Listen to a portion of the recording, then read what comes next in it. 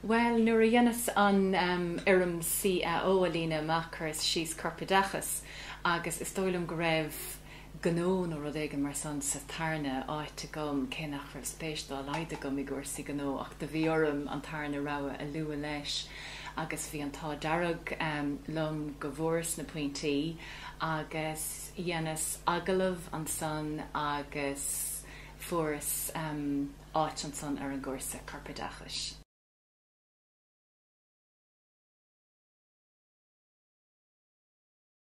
Well, de bhí an ábhar a ranú ar dús agus na rana a bhí ann ag an am nó an cheimic nó an ghaeilge nó tíreolaíocht mar rana le corpadachas agus dhéanas an cinedul dul le gaeilge agus an san bhíocht leachtaí sanna dachas a gcuin thomá so de bhí trí ábhar a gom agus bíad na hábhar san nó corpadachas agus na gnéthe ar fad a bhainean le corpadachas an ghaeilge agus na gnáléachtaí a bhín san isis ag na micléin a dhéanaan éon bia sa ghaeilge agus an san bhíocht leachtaí sanna dachas an san a gcuin thomá idir star an na dachas cuasaí fealsúnachta, cuasaí sicálaíochta, sacálaíocht an na dachas agus mar sin de. Deacrachtaí eile bhí ann is tócha nó dulí dahí ar dús ar legan amach an champais. Is dóilm go bhfuil bhd níos mó cabhrach in isáin nó mar a bhíoh go háirithe tuis go bhfuil an scéim nua san na chéad seachtaine in iseann agus cuinnam go mbíonn cailte go minic agus bhíoh na léachtaí a gcuin sa corpadachas I seanna choláiste thua bhuain mar atá fós san isis agus an san bhíoh na léachtaí I dachas a gcuin ar an taobh eile an campus. So is cuinnam an dúláán a bhí gceist an son imacht ó choláiste thua bhuain go dtí an siúman in am nuair nach raibh a gcuinach an bharna den ó méid san. Deacrachtaí eile bhéidir is cuinnam go maith gur rabhas beagáinín as alta go tús mar bhíos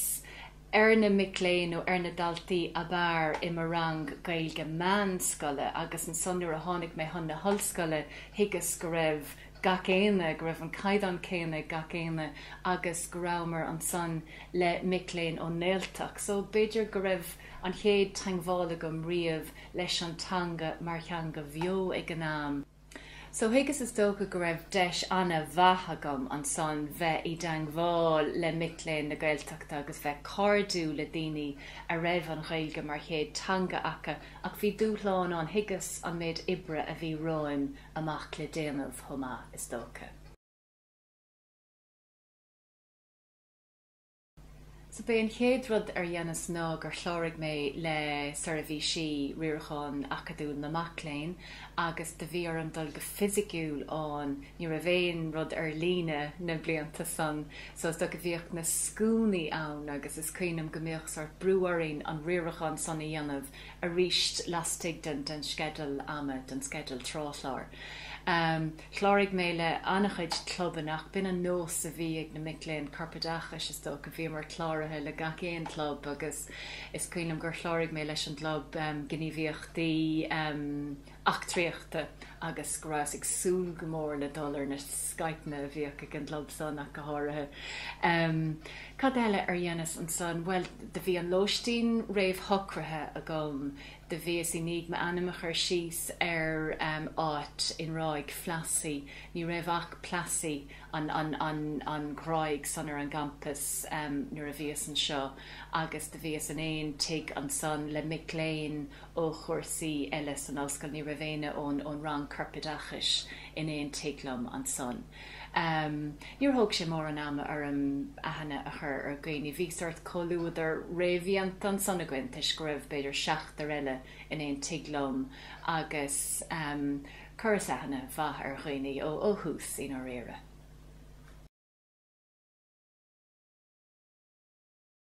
Is dóilm gur chur an turas thonna hallscoile is tacharm go mór bhí cónaí orm i gúnta líotrama agus ag an náam bhíoch bus de chuid magans ó Grimshanva again agus bhíoch orm dollar an mos hartar a cuaig tróna dé dánaig agus an son ní bhín ag an ollscoil go dtí hartar a de nó lehuirtaréis sé de mar go mbeoh stop again is dóilm inach éon ráid bhaile idir líotrum agus limanach agus fiúis agus méid taistil thnáis a bhaile ar an móthir son saolíam an bus go háirithe idir Roscomáin agus cúnta líotrum ag dul tríd an bartach an son, so bhí son dúláán a cínte.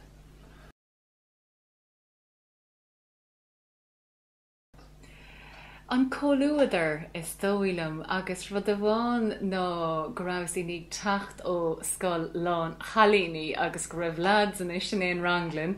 agus go háirithe beidir fiú an crack i blasaí sa ghráig an son bhíoh lads húsnair agus bhíoh anna crack idir an dá héic tuig na galíní agus tuig na muchalí agus cínte hahan son lom tá cúigur traharacha gom héin agus is stocha bhíoh an taí sanna go meid go baile ach ní raibh ón meánscoil agus chur son tuisas frí leis an géad bhliain nach go háirithe is dóilm.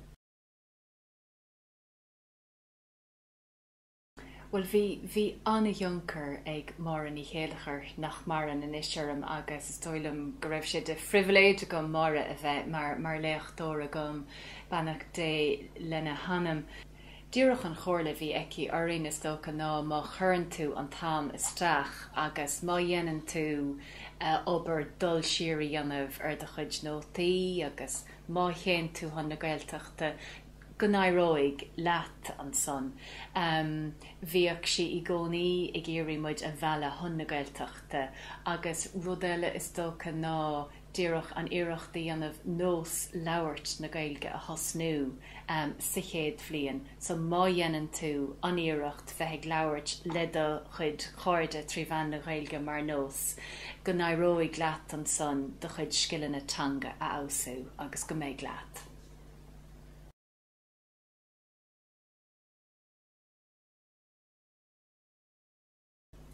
Well, luigh mé cheanna gur chláirigh méid an club gníomhíochtaí a muo faoin éir drastal mé ar fros deire seachtaine i ggur caiachála i dúsgart thiarí agus de chur mé marúlan as alt an deire seachtaine son agus crothaigh sé annach chuid feibanna dom iníg son go háirithe le linn mo héal ag cléile le carpadachas, so cénte is dóilm go méin i bhfad níos cuairimí agus mé sa chaiach ar an ann son do méin ann a ríist.